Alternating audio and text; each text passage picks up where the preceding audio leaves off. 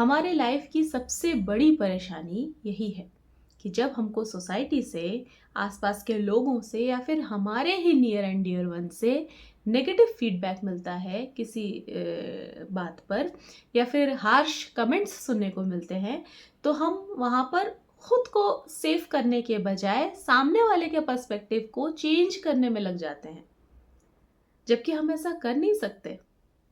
हम इमिडिएटली ये चाहते हैं कि सामने वाला इंसान जो कुछ भी हमारे बारे में सोच रहा है वो बिल्कुल सही सोचे, वो ये समझ जाए, वो ये जान जाए कि मैं अपनी जगह बिल्कुल सही हूँ और उसे अपनी गलती का एहसास हो जाए, जबकि ये नेक्स्ट टू इम्पॉसिबल है। ऐसा कभी हो ही नहीं सकता क्योंकि वो अपने पर्सपेक्टिव से बिल्कुल सही है। So hello everyone, welcome back to what is inside mamma's diary. मैं हूँ आपकी दोस्त राशि।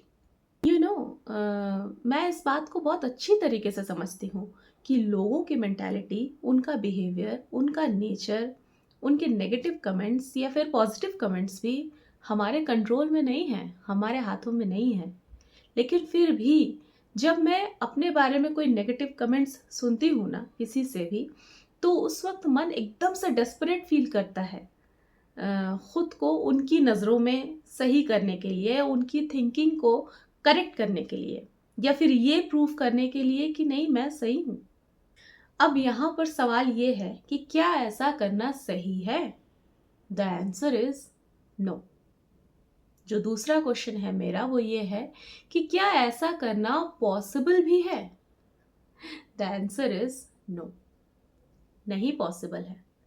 अगर हम ऐसा करना भी चाहे तो हम कितने लोगों को करेक्ट कर पाएंगे और कहाँ तक? सबके अपने पर्सपेक्टिव्स हैं, सबके अपने एक्सपीरियंसेस हैं, जिसके बेसिस पे उनके अपने थॉट प्रोसेस है। हम उनसे ये एक्सपेक्ट कैसे कर सकते हैं कि वो हमें हमारे पॉइंट ऑफ व्यू से ही देखें? तो करना क्या है? सबसे पहले लोगों को, उनके थॉट्स को, उनके व्यूज को, उनके XYZ मशवरों को, उनके नेगेटिव पॉजिटिव कमेंट्स को अटेंशन नहीं देना है, उन्हें यूं ही जाने देना है, बिना ये समझाए, बिना ये बताए कि तुम अपनी जगह सही हो। अगर हम उन्हें करेक्ट करने बैठेंगे या फिर उन्हें सही समझाने में लगेंगे, तो हमारे अंदर हर वक्त एक रेस्टलेसनेस काम करेगा, एक बेचैनी काम करेगी, जो हमें कंटिन्यू ये रिमाइंड कराता रहेगा कि सामने वाला हमारे बारे में गलत सोच रहा है। तो उन्हें ये समझाना है कि हम वैसे नहीं हैं जैसा वो हमारे बारे में सोच रहे हैं। इसीलिए यहाँ पर let them think whatever they want to think. अच्छा बुरा सही गलत जो कुछ भी वो तुम्हारे बारे में सोच रहे हैं ना, उन्हें सोचने दो। हाँ, मुझे पता है ऐसा करना बहुत मुश्किल है, लेकिन we have to learn this. लोग तो भगवान से भी नाखुश हैं, हम तो फिर भी इंसान हैं, क्यों? जो दूसरी बात है वो ये है कि कोई नहीं आने वाला तुमसे ये कहने के लिए या फिर तुम्हें समझाने के लिए कि इतना मत सोचो, खुश रहा करो। इसीलिए तुम्हें ही खुद को बार बार ये रिमाइंडर देना है कि लेट इट गो, जाने दो। Don't waste your time, your energy, your inner peace on them. जिसको जो कुछ भी बोलना होता है ना, वो बोल के चला भी जाता है और उसे याद भी नहीं रहता, लेकिन जो सुनता है ना, जो हर्ट होता है, उसके जहन में ये बातें रह जाती हैं। इसीलिए बार बार कंटिन्यूअसली खुद को ये रिमाइंड कराते रहना है कि बातों को पकड़कर बैठना नहीं है। इस जोन से, इस इमोशनल ट्रैप से बाहर निकलो, वरना हमेशा इसी तरह हर्ट फील करते रहोगे। और सबसे ज़रूरी बात, ये आपको चूज़ करना है कि आपको अपनी ज़िंदगी में क्या चाहिए। पीस चाहिए, सुकून चाहिए, या फिर डिप्रेशन चाहिए और रोज़ का रोना धोना चाहिए। It's totally up to you, it's totally your choice.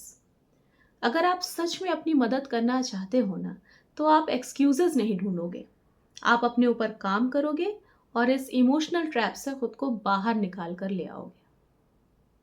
और हाँ, एक और बात, जब आप अपने ऊपर काम करना शुरू करोगे तो ऐसा नहीं है कि आपको सक्सेस एकदम से मिलने लगेगा और सब कुछ एकदम से ठीक हो जाएगा।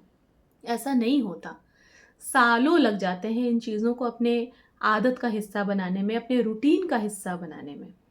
तो कभी अगर चूक जाओ ना या फिर इन्हें फॉलो ना कर पाओ तो होपलेस मत होना कि अरे मैं तो कर ही नहीं पाया या फिर मैं तो कर ही नहीं पाई, मुझसे नहीं होगा। बस कंटिन्यूअसली हमेशा खुद को रिमाइंड कराते रहना कि मुझे इन्हें अपने जीवन का हिस्सा बनाना है एक ना एक दिन। ठीक है?